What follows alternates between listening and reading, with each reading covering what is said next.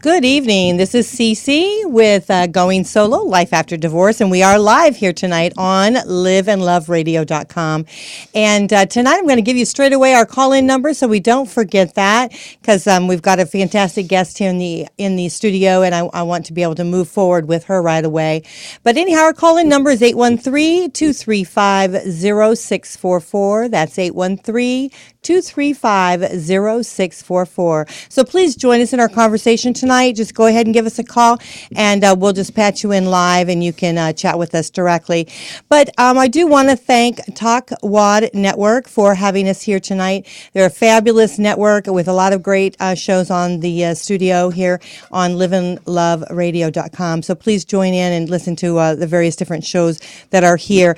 But tonight on Going Solo, Life After Divorce, we are going to be talking about something really, I think, very important. We're talking about self-esteem and some of those issues that really help women with regards to moving forward in their lives. So tonight I have with me Deborah Yoerg. Deborah, thank you for coming. Well, thank you, Cece. Thank you for having me. Well, it's so wonderful having you on the show. And I know you do so many different things. So tell us a little bit about yourself and how you got into it, because I know you've got this fabulous conference that's coming up. It's called Girls of Purpose Conference. So tell us a little bit about yourself, your background. Okay. Well, the conference is actually something that I received about a year ago. Well, actually, a year ago on my birthday. And it is a women's conference. It's non-denominational Christian organization. So I am gathering together local and national speakers.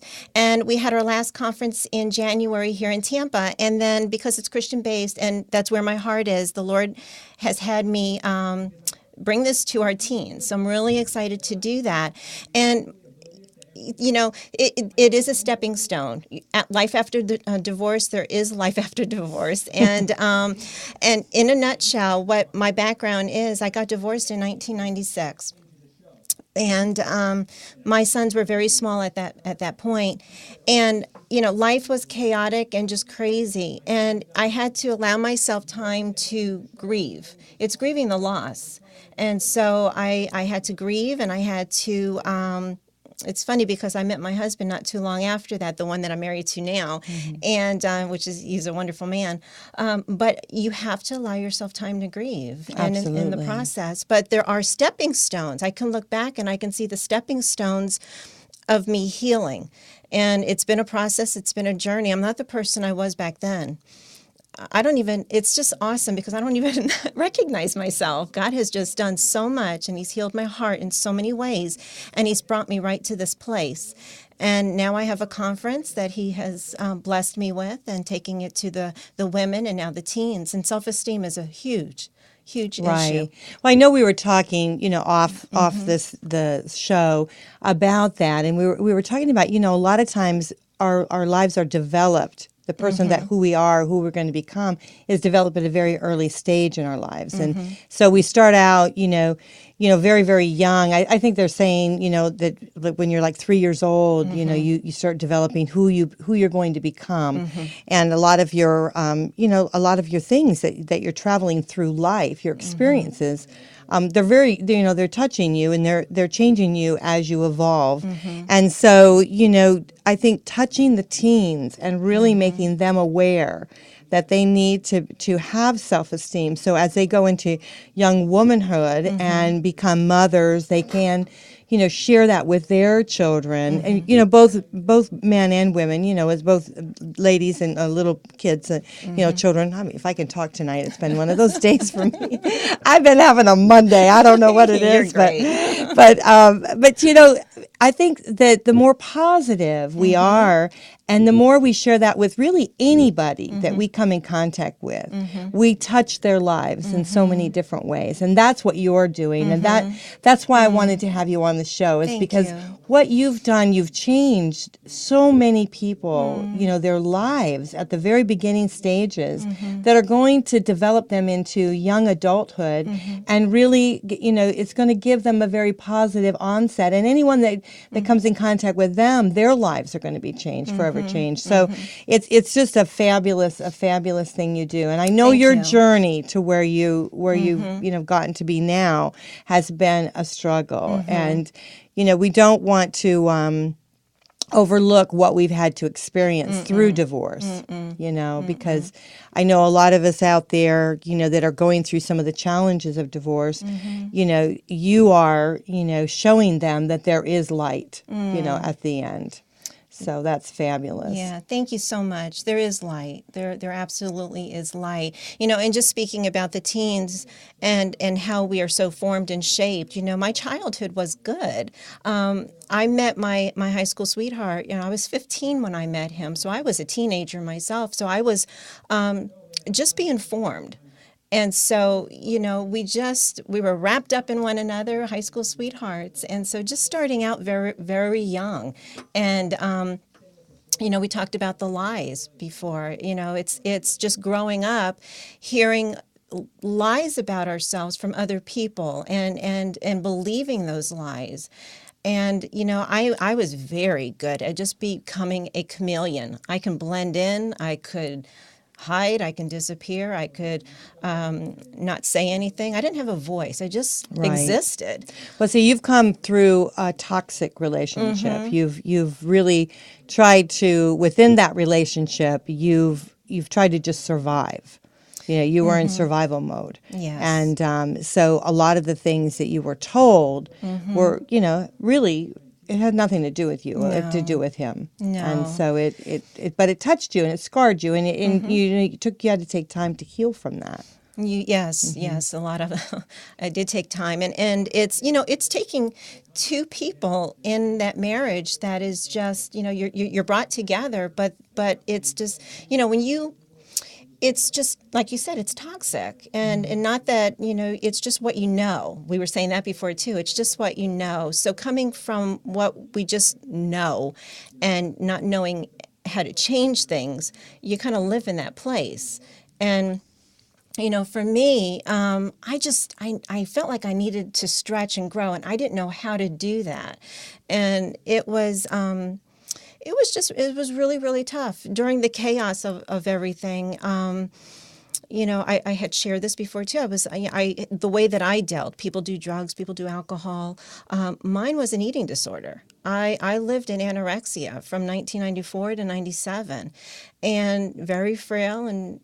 But that became my world because everything in my world was so out of control that my eating disorder was what I could control. And I was in my 30s, so it hits adults as well. But so my goal is to, with these teens, is to, it's like, okay, I don't, if we can stop them from being 20, 30, 40, 50, 60, trying to figure out life, and if we can address these issues now, then we can help them. Well, definitely. And the thing is as we go through difficulties in our lives, we have to learn how to be able to control that, to be able to adjust to it, to be able to decipher whether it's good or it's bad, what we need to do to be able to either correct it or get out of it, because sometimes in a toxic relationship, the only salvation you have is to remove yourself from it, and so, and that's a very hard journey for a lot. I mean, I deal a lot with the divorce support group, my Friends Connect divorce support group. And also I have a project that I'm working with Peggotty Cooper. It's called My Divorce Path. And we're putting together small seminars where, like maybe an hour and a half, 2 hours at max, and one evening, maybe a week, and talking about various different issues to get them through the divorce, because you do come out of it so,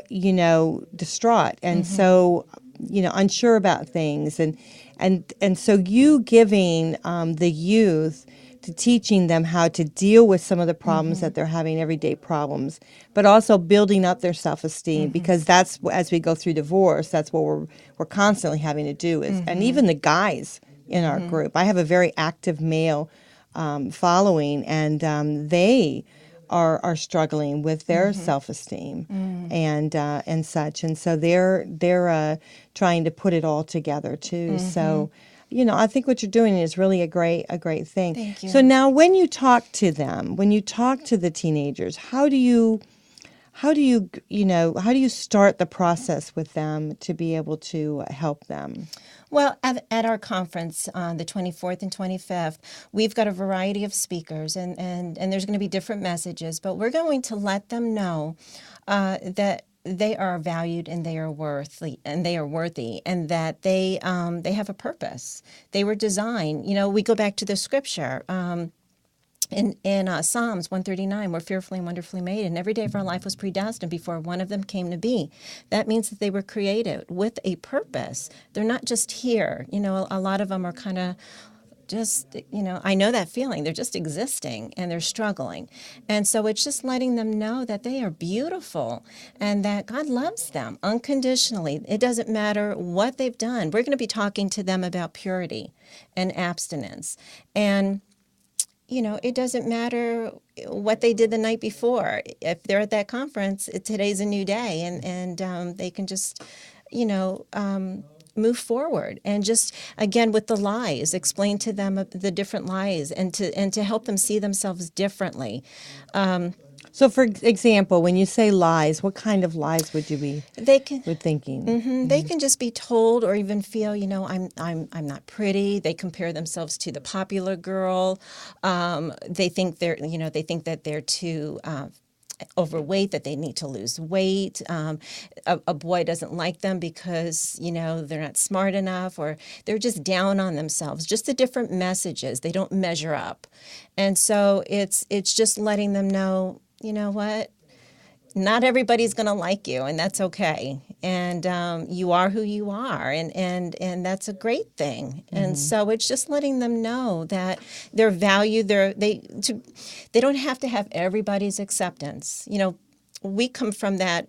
When you have been rejected, and that can go back to childhood. If you've got a parent that was an absent parent, or again, dysfunction in the home, that rejection that hurts, and that's painful. Well, sometimes parents say things and they don't necessarily mean them. No. For instance, my mother used to say to me, "Oh, well, no one will ever take you if they get you underneath the street light, they'd let you go." Things like that. Because I was a very homely kid. I mean, I really was. I've always worn glasses. I was pigeon-toed. I was cross-eyed, and I was just, just an ugly duckling, and then, I changed as I went through. But I don't think she meant it to be really mean to me. I think she was just kind of kidding, but I remember it even to this day. And thinking, that's just not very nice. It hurts. Yeah. It wasn't. It might have been funny to her, but it really wasn't funny to me. And so I think people can say things, and not mean them, but can be very cruel. And it can be in the body language too. So we're very good at picking up on that. And so when we do pick up on that, we don't feel worthy. We don't feel good enough. Everything, or, maybe there's nothing that we can do that could win somebody's love and approval. And it's just letting our teens know, you're not going to have everybody's love and approval, but that's okay. You have a God that loves you. And so that's where we're coming from. Talking to them about body image. Again, that's huge. That's very important, not to compare yourself to, a model, a movie star, and just being happy with who you are. And, it's funny when you say that, because a great deal of them are very insecure about themselves. And those photos are all touched up. So they're not even, they're not real. And so then you meet them in the grocery store, you would never even know who they are. It's like, oh, are you really? Yeah, they're just everyday people. Yes. And so it's just teaching the girls that they are princesses, and we go over scripture with them and teach them. Psalms 139 is one of my favorites. That we are the Lord created us, and we are beautiful. And so when we look at ourselves and we have doubts, that's just saying what He did wasn't good enough. And so it's just teaching them. And that's where we're going to come from. We're different because we're unique. Yes. And if we were all the same, wouldn't it be boring? Yes. So we want to be, we want to look different. We want to come in different shapes and sizes, and we're never going to be smart enough because there's always something new to learn. So it's, and that's funny now because I always think about when I was growing up, having to wear glasses and everything. And now I have some friends that wear glasses just because they want to appear that they're smarter. It's like, this is ridiculous. You want to wear glasses? Here, take my glasses. I'm like, all my life I have had to wear them. But yeah, so it's funny the things people do. Yes. And it's really just teaching them that they have a voice. What they say matters. I mean, I can remember, do you remember I'm telling this, the Charlie Brown cartoon where Charlie Brown is in class and all you hear in the background from the teacher is want, want, want, want. Oh, yes. Do you remember that? Well, I mean, for years, I always felt that when I spoke, that's what people heard. That they didn't hear me, and that what I said wasn't important. It didn't matter, and that's an old lie. That's not truth. And so I've learned as I've healed through my divorce, because after I got divorced, I was 32, 33 at the time, and I had to learn who I was. I had no idea. People would say to me, "So, nice to meet you, Debbie. So, what do you do?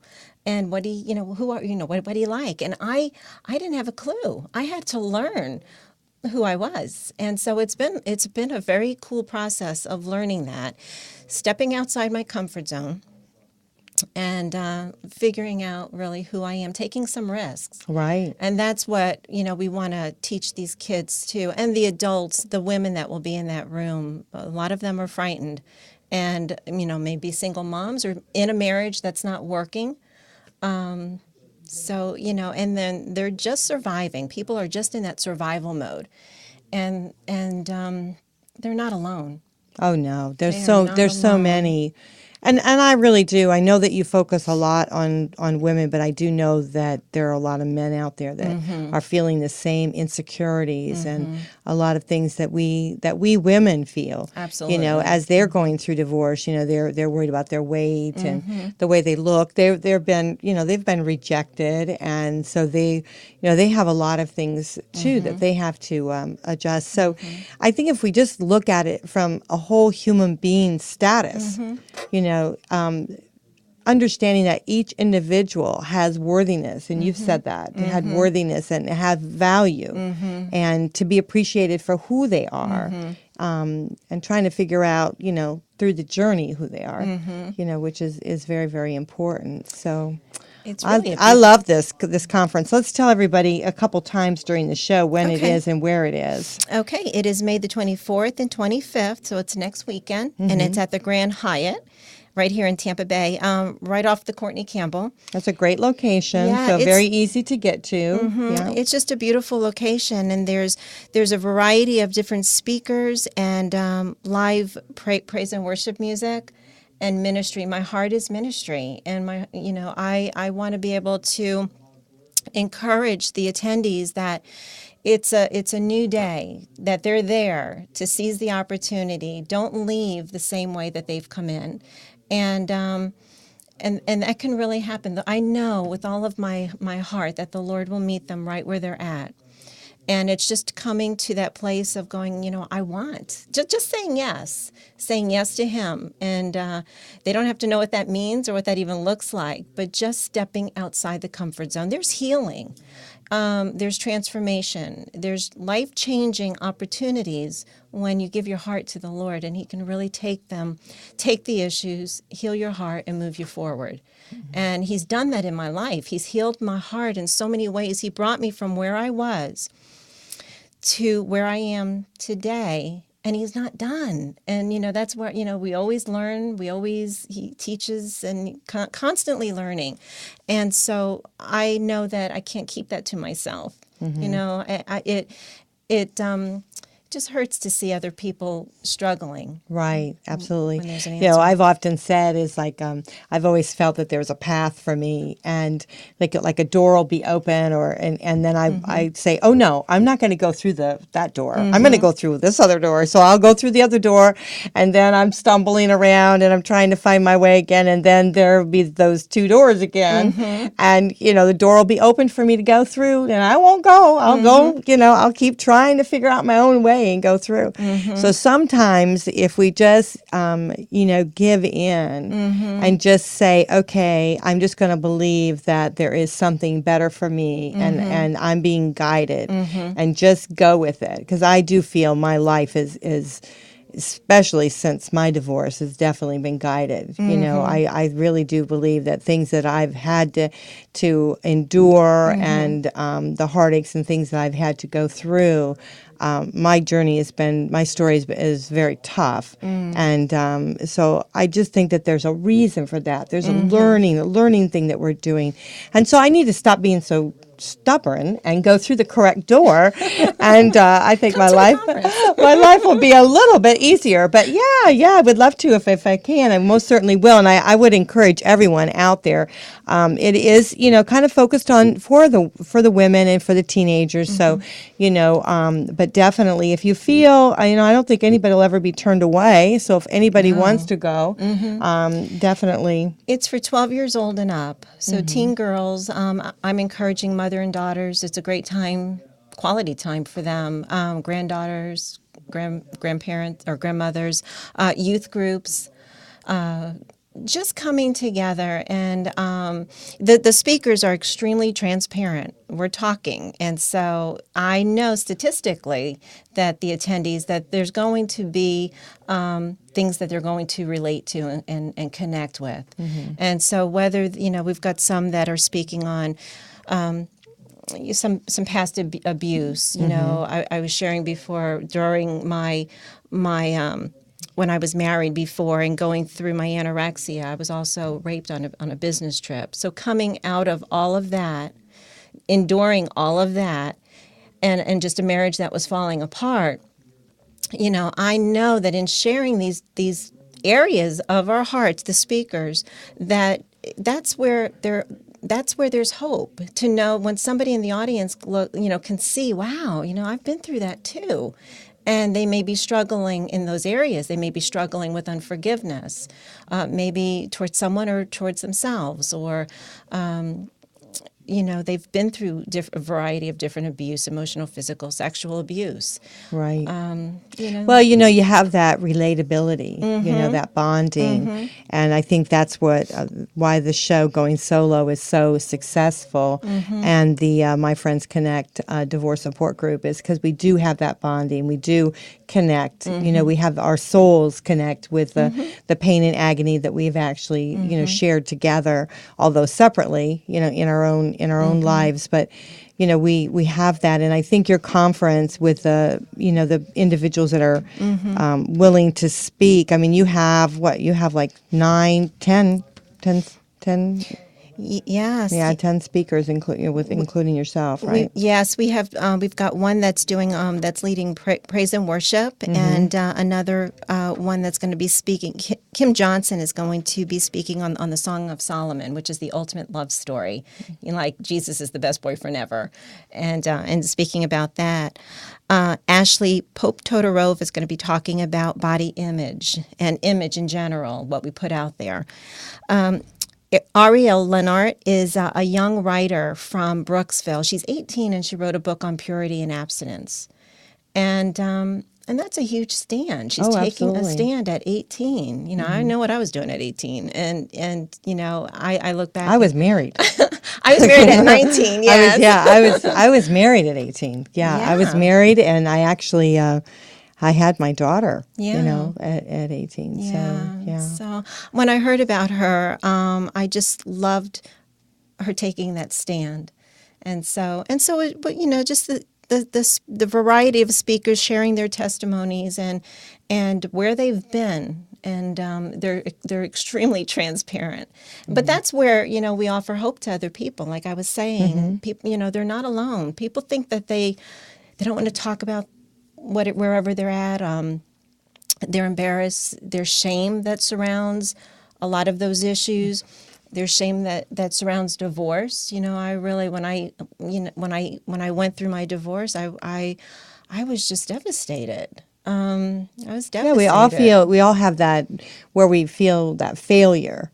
That we, especially I think when we're in a a toxic and abusive type of relationship, the spouse that tries to hang in there, then when it ends and they can't, and even if they're the ones that initiated the leaving, the ending of it, they still feel a sense of failure, And Janet Tatum, who's a very good friend of mine, she told me one time that it takes a great deal of strength to walk away sometimes. Yeah. A lot of times you look at, A lot of courage. I used to think that was a sign of weakness, and she said absolutely not. She said when you've given your all and there's no more to give, then that's when you have to walk away. And sometimes that takes a lot of strength to do that, because not only are you doing it to heal yourself, you're doing it to heal the other party, your partner, because they just can't continue anymore the way they're going. So sometimes that shaking up, in a relationship, makes it change there.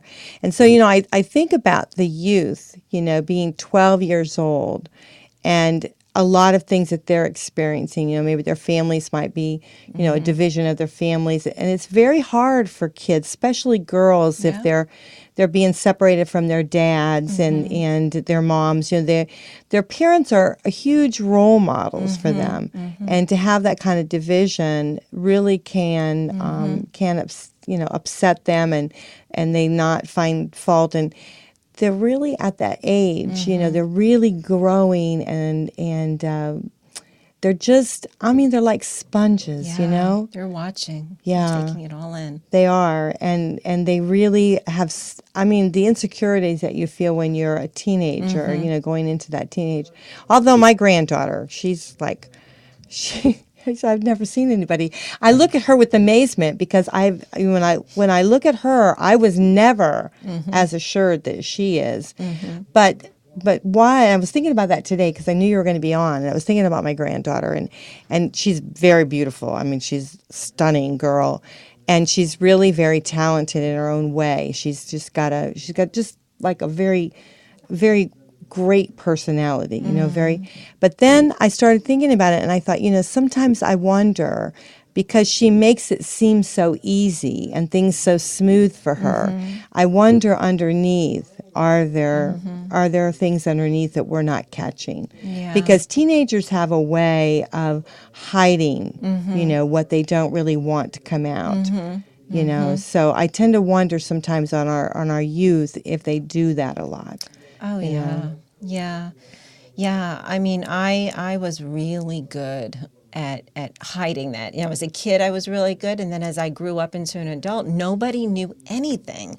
I just kind of, on the outside, everything looks put together and good. On the inside, I was crumbling. Crumbling, falling apart. And, but like I was saying, you can really look back. I can see the stepping stones, and it's teaching these kids that they can take these risks. They can move forward. These the mothers, the women that will be there, they can move ahead. They can hold their head up high, and not be shaken by what's going on around them. There's a period of grieving. I had to grieve the loss of, it's like a death. Oh, it is. It's a loss of a relationship. Yes, yeah, it is. And the death of my dream, the perception that I had was different than what he had. What I had was, so I had to grieve that. And, and then I met my husband that I'm married to now not long after my divorce. It was about 6 months later that I met him. And it was... that's a whole different story as far as blending families, but we've managed to we've had some shaky times, but it was God has really taught us a lot throughout our years. But that was back in 1997, and so we've been able to blend our families, and all is great. That's wonderful. Yes, we've gone through some hurdles, and the last year and a half, 2 years has been wonderful. And because God has just really taken some of those places within us that still needed to be healed. Both of us, you take two people living together that come from different backgrounds and different pain and different hurts. You got two people hurting. Absolutely. Well, and the thing is too, is you you don't stop No. healing. You don't stop working on yourself. You don't No. stop, trying to improve yourself and your life. And so often we think that we think, okay, well, we're in a relationship, so we can just stop everything. Everything is going to be perfect now. Well, it doesn't happen like that. And although when you love each other, it should be somewhat easy. That part of it should be somewhat easy. It's not the love, and I've said this often. It's not the love that is the hard part. It's the living together, the joining of a union, the working of a family, the everyday in and outs and things like that. That's what's work. Yes, yeah. I mean, I can remember. I mean, we were married. We're blending our families. I have two sons, and he has two sons. They range when we met. They range from 3 to 9. Now they're 19 to 25 this summer, so they're young men. But it's been it's been interesting to blend the families and raise our sons but it wasn't until about 2010 that I really began to evolve even more and stepping outside my comfort zone and now can see the different, stepping stones that have led to this place of owning the conference. My Pastor Deborah Kaplan, encouraged me to run in the honorary mayor's race of Wesley Chapel, the area that I'm in.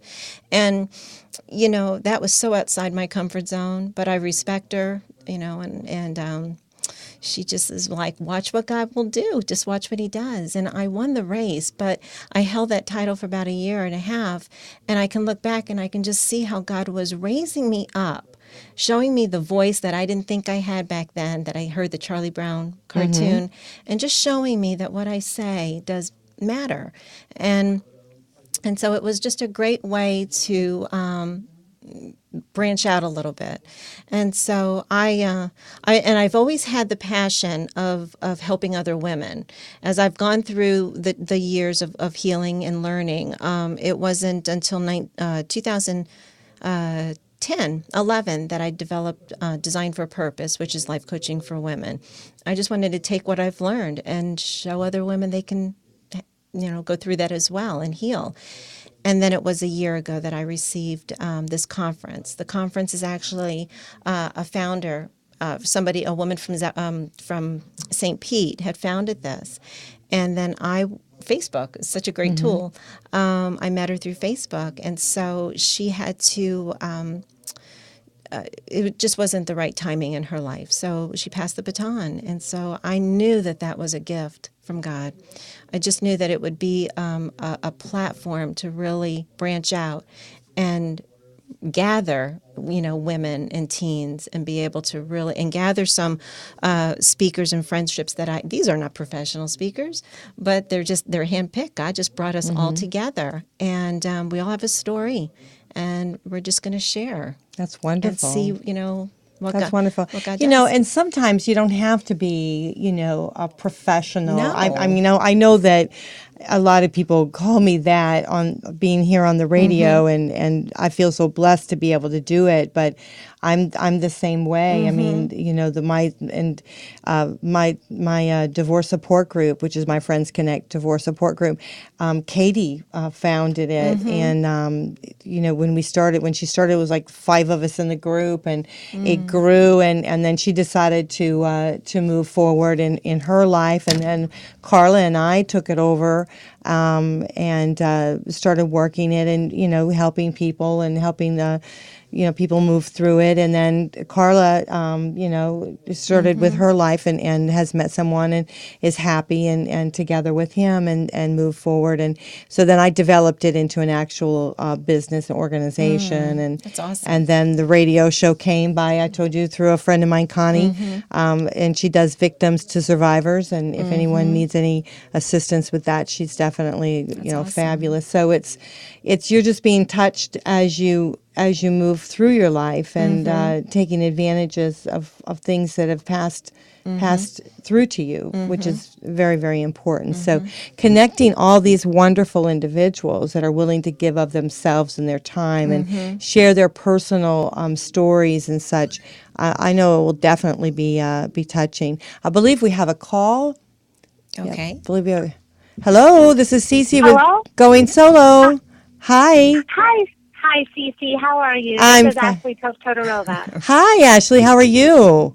I'm doing great. Thank you. Great. Welcome to the show. Well, thank you for calling us in. So, what are you up to? And tell us a little bit about yourself.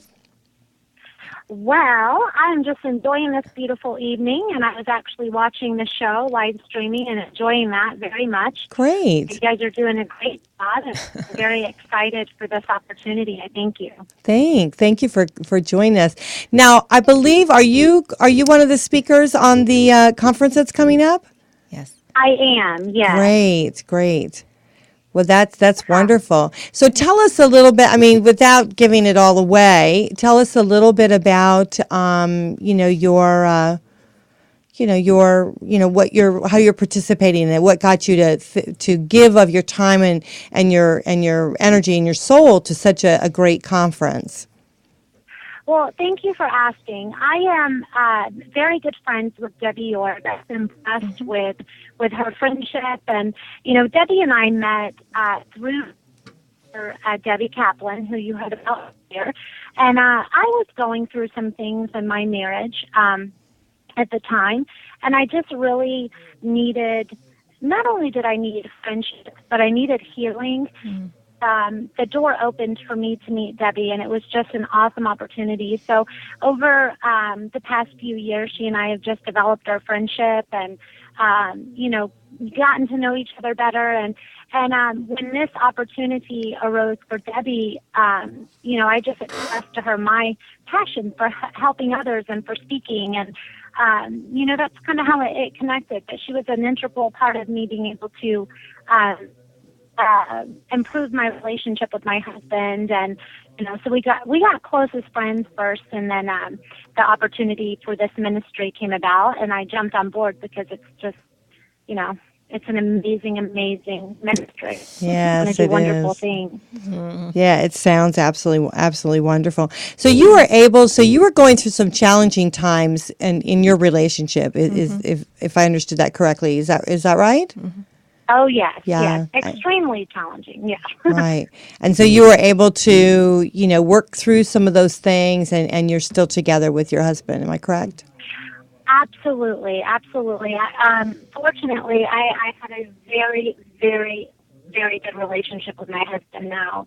I went through some things that, and that's why this conference is so vitally important. I went through some things starting from a very young age that were very traumatic, and they caused a lot of resentment within me, and a lot of issues, really, a lot of dysfunction. And as I developed and I grew into a young adult, I started to make decisions that were based on the things I had gone through in my life that I had not dealt with, and I didn't know how to deal with them because I didn't have anybody helping me.